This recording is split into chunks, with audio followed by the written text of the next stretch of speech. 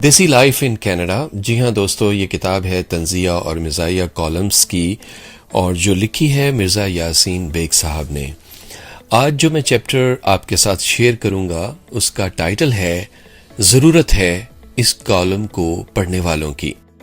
Canada آتے ہی نئے immigrants کا پہلا کام نوکری کی تلاش میں ضرورت ہے کہ اشتہارات دیکھنا اور ریزیومے تیار کر کے انہیں فیکس کرتے رہنا ہوتا ہے.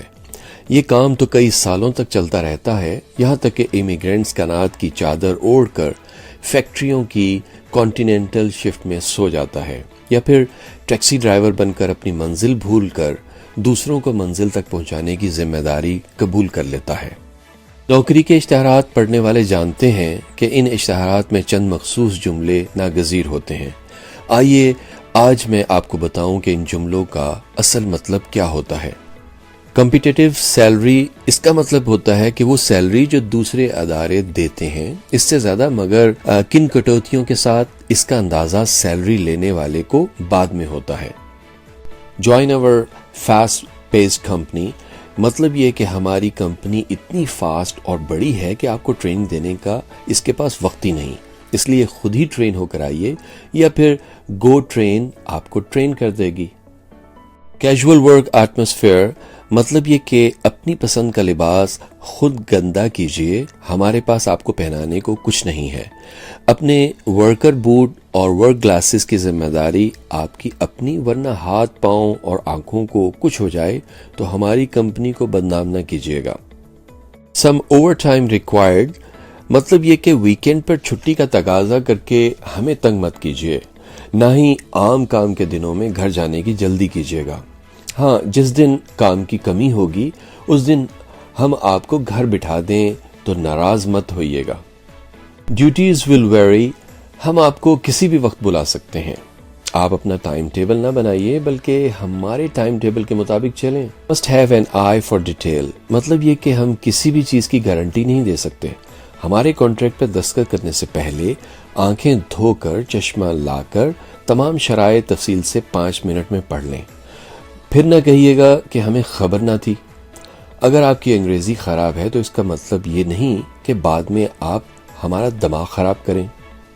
کیریئر مائنڈڈ، یہ جملہ خواتین کے لیے ہوتا ہے، لہٰذا مردوں کو توجہ دینے کی ضرورت نہیں. خواتین اپنے دماغ میں صرف کیریئر رکھیں، بغل میں بوائے فرینڈ یا گود میں بچہ رکھنے والی خواتین کی ہمیں ضرورت نہیں، کیونکہ ہمارے مینیجرز کے دماغ میں ہمیشہ حسین خواتین بسی ہوتی ہیں. اپلائی ان پرسن، یعنی اگر آپ بوڑھے ہوئے یا بدصورت نکلے تو کمپنی آپ سے کہہ سکتی ہے کہ جگہ بھر چکی ہے. یہ بھی ہو سکتا ہے کہ آپ کی شکل پچھلے کسی ایسے ملازم سے ملتی جلتی ہو جس نے یونین بنانے کی کوشش کی تھی. اس صورت میں بھی آپ کو ملازمت ملنے کا چانس کم ہو جاتا ہے. Seeking candidates with a wide of experience, مطلب یہ کہ ہم نے پچھلے ہفتے جن 3 ملازمین کو نکالا تھا، آپ کو ان تینوں کے برابر کام کرنے کا ہنر آنا چاہیے. آپ کو بے وقت ایک اچھے کارآمد ٹیکنیشین، اچھا مزدور اور اچھا کلینر بن کر دکھانا ہوگا.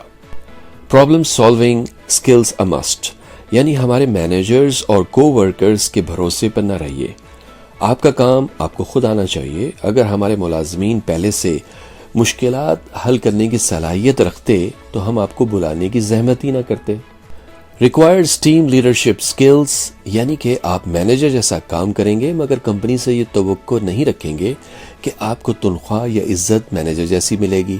اگر آپ نظریں نیچی اور زبان دانتوں کے اندر رکھ کر کام کرنے کا ہنر جانتے ہیں تو 14,000 پر برسوں ملازمت جاری رکھ سکتے ہیں.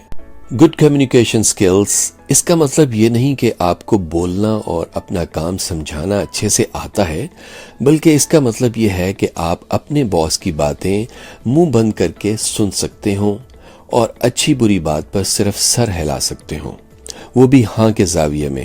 نہ کے زاویے میں سر ہلانے پر راستہ کمپنی سے باہر کی طرف جاتا ہے. اگر آپ نے ان باتوں کا صحیح مطلب سمجھ لیا ہے تو ہم گارنٹی دیتے ہیں کہ کینیڈا میں آپ کے لیے ملازمتوں کا انبار لگا ہے. جی ہاں دوستو، یہ تھا خوبصورت کالم جو مرزا یاسین بیگ صاحب نے اپنی کتاب دیسی لائف ان کینیڈا میں لکھا ہے، اور آئی ہوپ آپ لوگوں کو پسند آیا ہوگا.